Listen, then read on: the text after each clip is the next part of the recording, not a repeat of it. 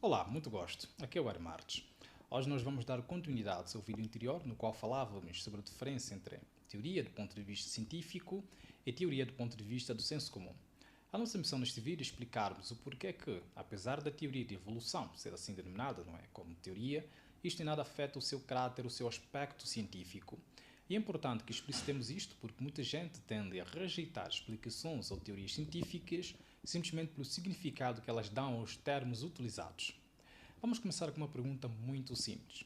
Quando nós falamos de teoria, qual o significado que nos vem em mente? Geralmente é algo como especulação, palpite ou uma ideia ou explicação sem nenhuma evidência. Isto decorre porque o significado de muitos termos ou palavras que nós utilizamos tende a cair no campo do senso comum, quando conversamos com amigos, em fofocas, etc. Mas é importante explicitar aqui que muitos termos ou palavras, quando são utilizados ou são inseridos num campo do conhecimento diferente do senso comum, eles tendem a ter uma conotação, um significado muito diferente. O próprio termo teoria, em ciência, não significa especulação, palpite ou ideia ou explicação sem nenhuma evidência. Na verdade, em ciência, teoria significa uma explicação fundamentada sobre um determinado fenômeno, quer natural ou social, e geralmente baseado em evidências e comprovado algumas vezes por experimentação. A teoria ela engloba dois aspectos muito importantes, ou dois elementos, podemos assim dizer. Estamos aqui a falar sobre as hipóteses científicas e leis científicas. Bem, vamos aqui explicitar isto porque muita gente também pode dizer, bem, se a teoria da evolução fosse verdadeira ou científica, por que é chamada de teoria? Ou, se a seleção natural é verdadeira ou científica, então por que é uma hipótese? Então é importante que explicitemos aqui o significado e alcance destes termos. Quando falamos da hipótese científica, nós estamos a falar sobre uma proposição inicial, ou uma explicação provisória sobre um determinado fenómeno, e ela tem um caráter de ser falseável, ou seja, segundo o filósofo da ciência, Karl Popper, não é, que desenvolveu a falseabilidade, ele diz que uma teoria que se quer científica deve ter este caráter de ser falseável, ou seja, que possa ser contrariada por outros. Por exemplo, se eu disser que o céu é azul, outra pessoa poderá contrariar-me e dizer que não, na verdade o céu não é azul, o céu é verde. Apesar de que sabemos que o céu não é verde, o que importa é que a afirmação do que o céu é azul possa ser contrariada. Afinal de contas, se alguém realmente comprovar que de facto o céu não é azul, é verde, então ele falseou a minha afirmação inicial de que o céu é azul. Agora, se na mesma hipótese nós modificarmos ligeiramente, agora vamos lá dizer que a cor do céu depende necessariamente dos observadores. Observemos que aqui já não temos uma hipótese falseável, porque afinal de contas, se a cor do céu depende de quem estiver a observar, então qualquer pessoa que disser que o céu é azul, é verde, é amarelo, é lilás, estará certo. Então a afirmação será verdadeira em qualquer instância.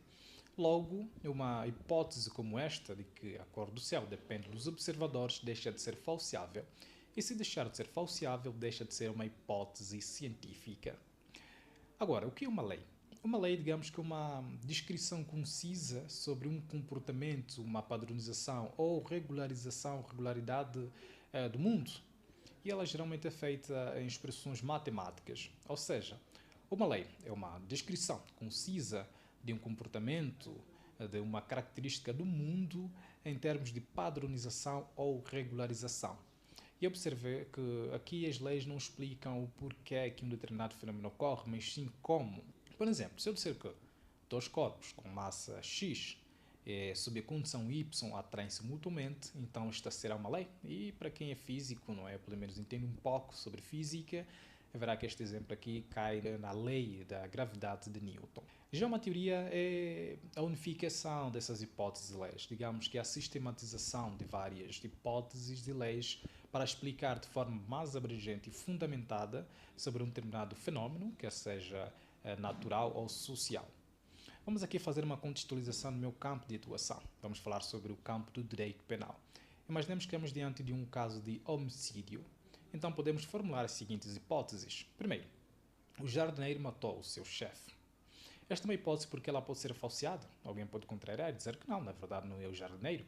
E se, depois das provas, averiguarmos que de facto foi o jardineiro quem matou o seu chefe, então a hipótese será comprovada ou confirmada como verdadeira. E se descobrirmos que foi uma outra pessoa, como a sua mulher, ou sua filha, ou amigo, então a hipótese de que o jardineiro matou seu chefe será falseada no sentido, não é, de que, portanto, ela é falsa. Já uma lei, vamos aqui utilizar a lei da impressão digital.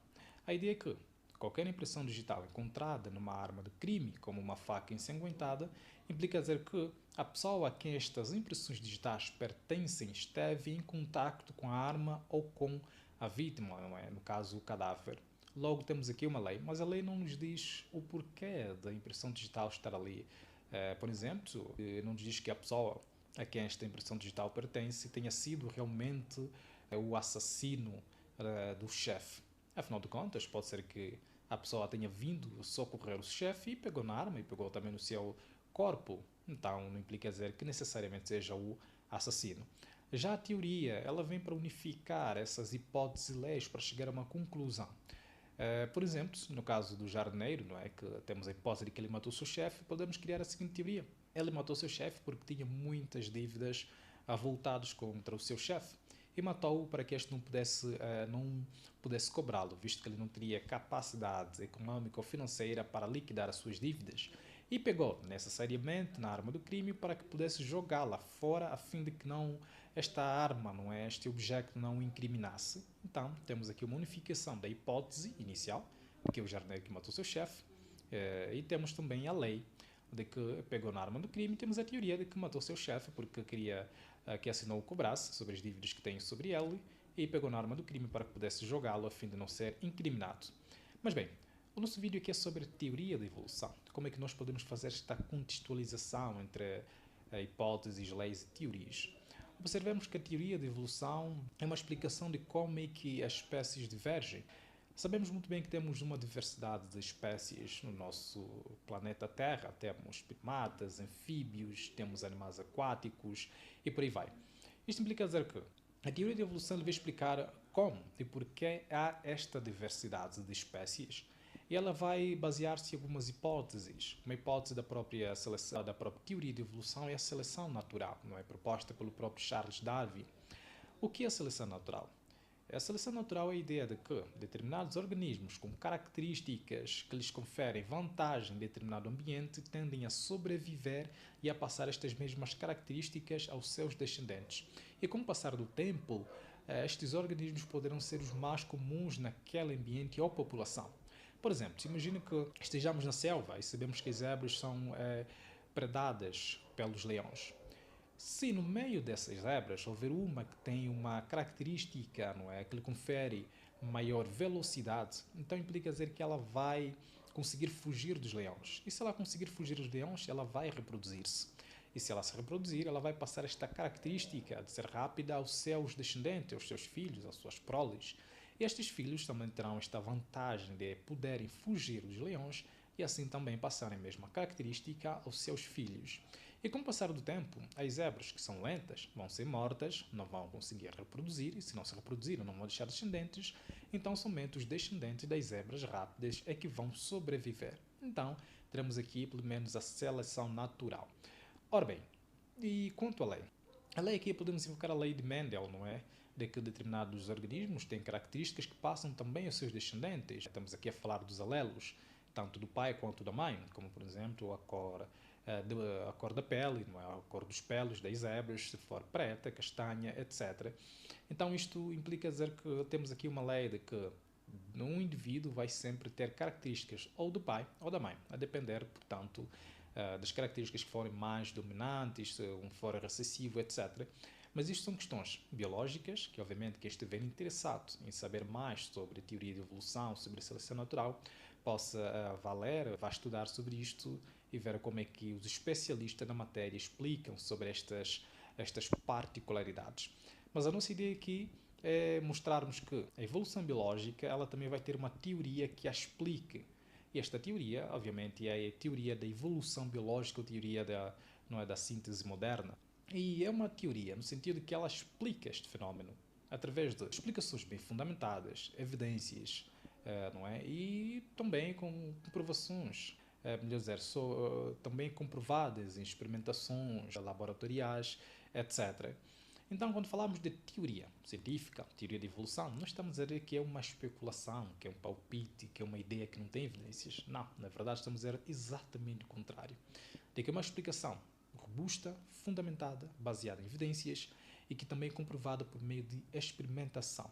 Logo, quando alguém disser que a teoria de evolução não é científica, é tão pouco verdadeira, porque ela é chamada teoria, então já sabemos que essa pessoa está a ter uma acepção muito diferente de teoria no campo científico.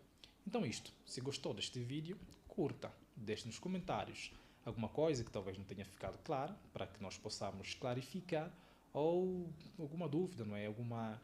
Digamos, alguma afirmação que já ouviu sobre outras pessoas e de forma, digamos, errada ou incorreta. Também partilhe com amigos para que possam ter noção sobre estas particularidades do campo científico e pense sempre de forma crítica. Até mais, velho.